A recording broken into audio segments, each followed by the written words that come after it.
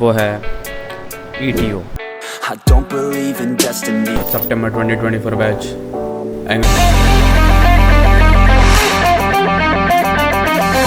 सो हमेशा आपको एक चीज़ याद रखनी है, वो है मई रहे। हमारा अभी इंग्लिश टर्म का इंटरव्यू है, ये भाई का भी है और मेरा भी है। को जाना पड़ता है सोनोग्राफी के लिए। फाइनली सोनोग्राफी करने के बाद फिर आप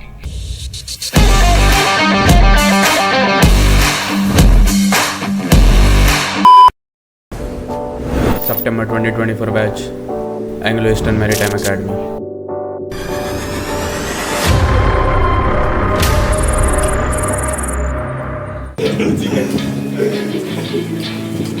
एक मिनट, वैसे बताने के लिए बहुत कुछ है, लेकिन let's just start from the beginning. बात थी 2023 की, जहाँ मैं इंजीनियरिंग की पढ़ाई के साथ साथ एक और एग्ज़ाम की प्रिपरेशन कर रहा था, वो है ETO। I don't believe in destiny. I just do what's best for me. Don't listen to my enemies. वैसे what is the meaning of ETO? Well, ये मुझे भी नहीं पता था, unless and until I started researching on it. Yeah.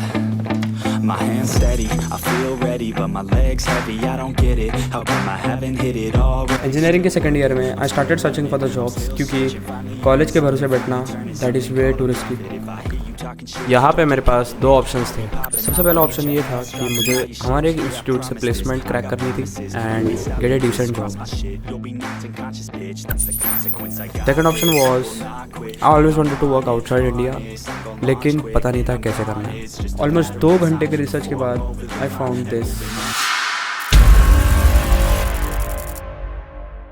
Yes, merchant navy, ETO in merchant navy, जिसके बारे में मैंने पहले आपसे बात करी थी। तो आइए जानते हैं what is an ETO। ETO का फुल फॉर्म है इलेक्ट्रो टेक्निकल ऑफिसर, जिसका काम ऊपर से नीचे तक शिप्स के इलेक्ट्रिकल्स के प्रॉब्लम्स को सॉल्व करना और उसको मेंटेन करना होता है। लेकिन जब भी शिप की बत्ती गुल हो जाती है तो सबको सिर्फ एक ही नाम याद आता है, बत्ती साहब। यस, शिप पे ETO को बत्ती साहब बोला जाता है। खैर, इसके बारे में मैं आपको किसी अगले ब्लॉग में बताऊँगा। ये सब रिसर्च के बाद फिर मैं लग जाता हूँ अपने ETO की प्रिपरेशन के लिए।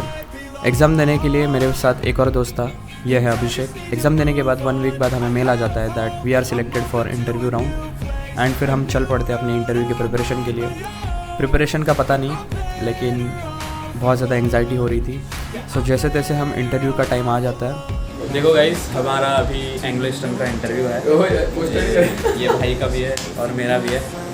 सो पता नहीं अभी कैसे होने वाला है, थोड़ा सा नर्वसनेस तो हो रहा है।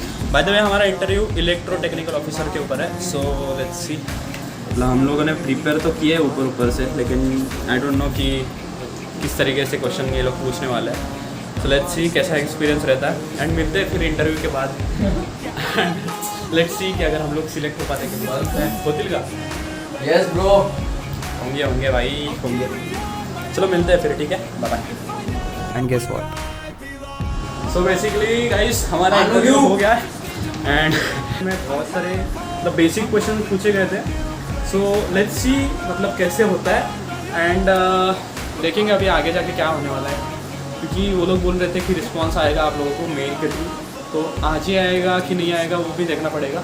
And after mail will have to go for the medical, medical का भी देखेंगे। तो शायद हम दोनों को सिलेक्ट करेंगे वो, क्योंकि बहुत सारे इजी क्वेश्चंस करे गए थे। अभिषेक ने भी 90% क्वेश्चन दिए और मैंने भी ऑलमोस्ट मतलब दे ही दिए थे। सो इंटरव्यू भी अपने फॉर्म में जा रहा था, तो लेट्स सी हाउ इट गोस।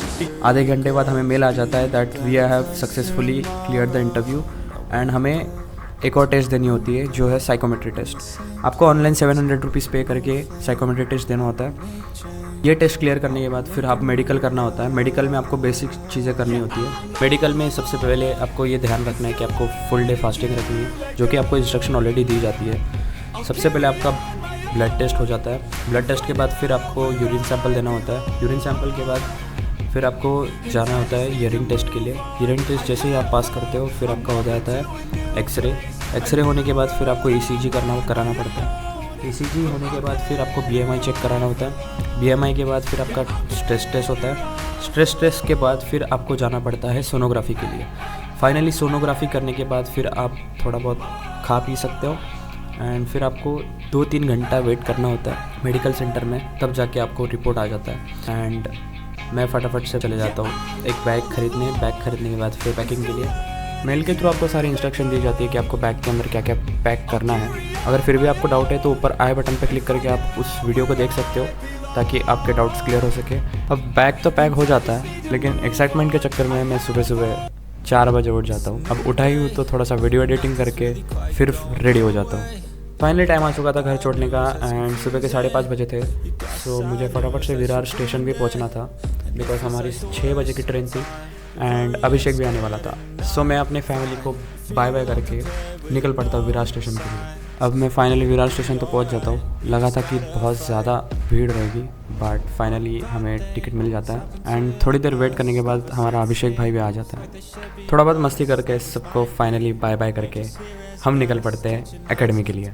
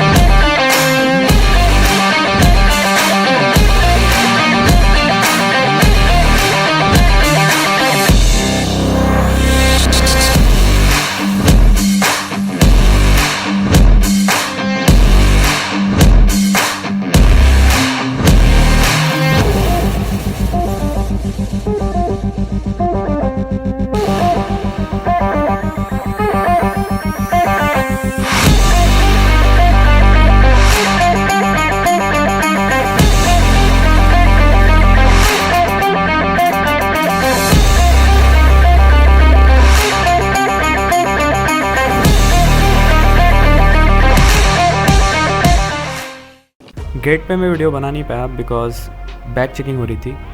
सबसे पहले गेट के अंदर आते ही आपकी चेकिंग होती है जहाँ पे आपको साइन करके आपको हॉस्टल अलॉटमेंट दिया जाता है एंड उसके बाद फिर बैग चेकिंग के टाइम पे आपके बैग के अंदर किसी भी तरह के ड्राई फ्रूट्स या फिर प्रोटीन पाउडर्स रहेंगे तो फिर पकड़े जाएंगे। एंड हम चल पड़ते हैं अभी H4 में जो कि मेरे को हॉस्टल मिला एंड हॉस्टल का रूम कुछ इस तरीके का है।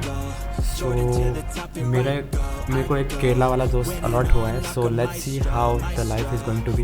एंड यहाँ पे एक रूल है कि आपको एक ही स्टेट के बंदे नहीं मिलने वाले। इसका मतलब ये है कि अगर आप महाराष्ट्र से हो तो आपका रूममेट केरला वाला ही मिलने वाला है। अगर आप यूपी बिहार से हो फिर भी आपका रूममेट केरला वाला ही होगा। अगर आप आंध्र प्रदेश से हो फिर भी आपका रूममेट केरला वाला ही होगा। सो हमेशा आपको एक चीज़ याद रखनी है, वो है मयरे। अब मयरे का मीनिंग आपको कैंपस के अंदर आने के बाद ही पता चलेगा।